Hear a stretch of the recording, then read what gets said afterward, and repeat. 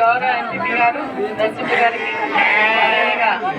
స్థానిక సర్పంచ్ ఉప సర్పంచ్ గారికి, వార్డు సభ్యులందరికీ, మన ఎంపీడీసీ గారికి, అదేవిధంగా వివిధ గ్రామాల నుంచి చేసినటువంటి సర్పంచ్లకు, మన ఎంపీడీసీ సభ్యులకు, పెద్దలకు, ప్రముఖులకు, వాళ్ళ ముచ్చర్ల గ్రామ అక్క చెల్లెళ్లకు, అన్నదమ్ములకు పేరు పేరున నమస్కారాలు తెలియజేస్తూ వాళ్ళ గ్రామంలో ఈరోజు వాళ్ళందరం కలిసి మరి ఈ యొక్క పండుగ నిర్వహించుకోవడం జరుగుతోంది, జాతర నిర్వహించుకోవడం జరుగుతోంది. నిన్న జరిగినటువంటి ఈ రోజు ఉంది, రేపు కూడా ఉంది. మనం అందరం కలిసి ఇదే విధంగా అమ్మవారిని కొలిస్తే అమ్మ ఆశీస్సులు మనందరి పైన ఉంటాయి. మరి నేను కూడా మీరు గెలిపించినటువంటి ఎమ్మెల్యేగా అమ్మవారిని ప్రార్థిస్తా ఉన్నా.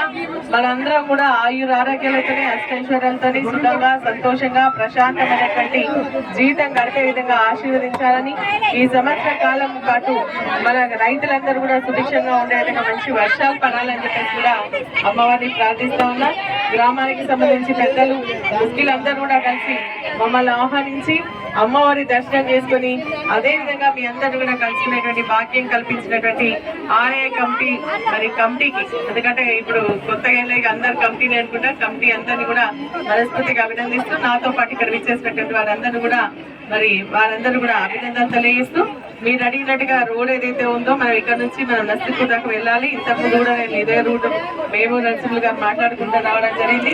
అలా మున్సిపల్ వైస్ చైర్మన్ గారు కూడా మరి ఇక్కడికి వెళ్ళి ఇక్కడి నుంచి నర్సింహుల్కి వెళ్తే బాగుంటుంది అని చెప్పేసి ఆలోచన ఉంది. అందరికీ కూడా అమ్మవారి ఆశీస్సులు ఉంటే తప్పకుండా అది కూడా చేయిద్దామని చెప్పేసి కూడా ఈ సందర్భంగా తెలియజేస్తూ, అమ్మ కూడా అటువంటి శక్తిని నాకు ఇవ్వాలని, మరి ప్రజా సమస్యలు తీర్చేటువంటి మరి ఒక మంచి ఆలోచన, అదేవిధంగా అందరు సహకరించే విధంగా అమ్మ ఆశీర్వదించాలని మనస్ఫూర్తిగా కోరుకుంటున్నా. జై పోచమ్మ తల్లికి.